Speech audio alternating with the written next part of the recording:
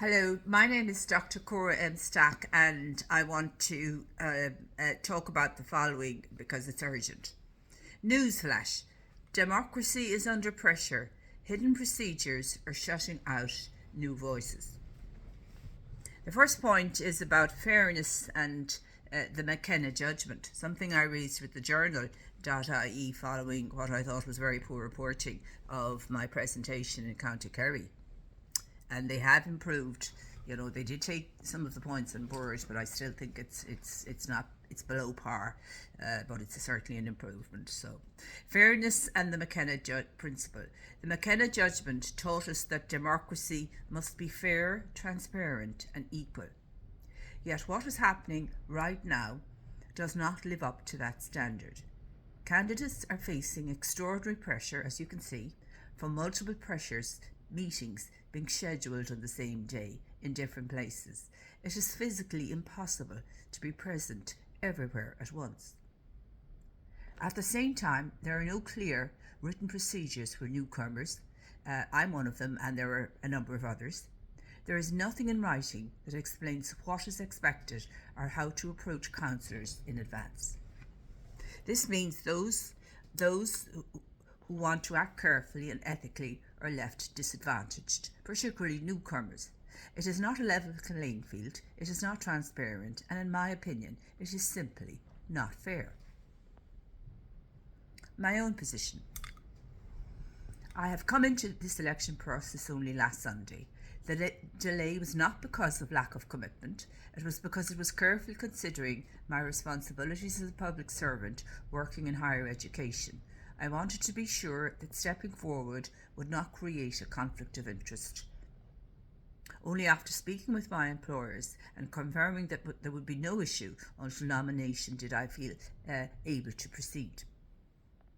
By the time I did that, the lack of written guidance meant I had already missed a step. Indeed, I now realise several steps.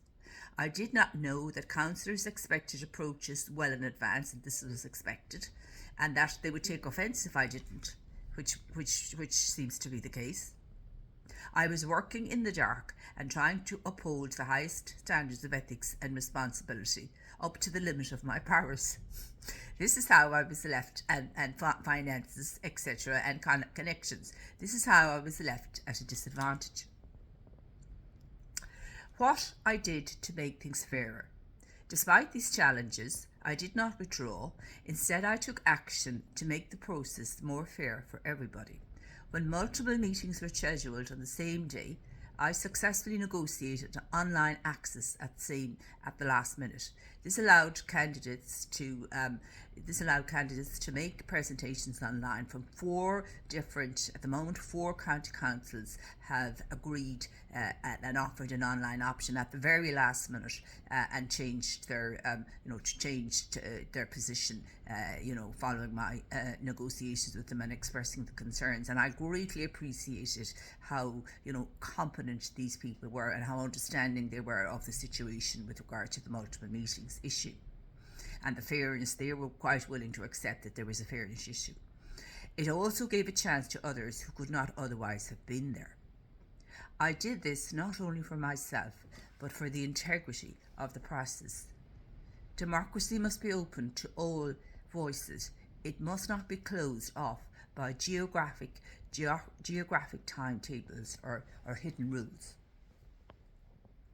Recognition of my work. At the same time, my policy work has been gaining significant recognition. The papers I finalised only in the past week are already attracting international attention.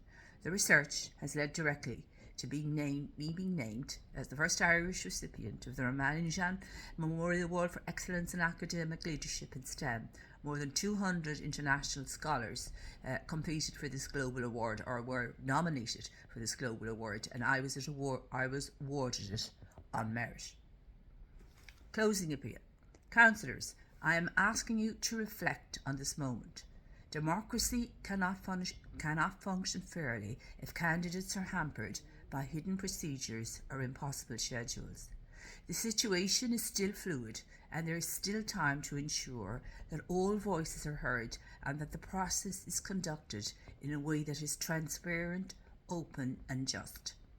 I thank you for listening, and I look forward to continuing this conversation with you directly, if it is physically possible for me to be present, which unfortunately it is not in many cases. But thank you very much to all the excellent people in the County Council, of all those county councils who agreed that fair is fair and offered the online opportunity for everybody following my negotiations with them. So I really appreciate the power of negotiation.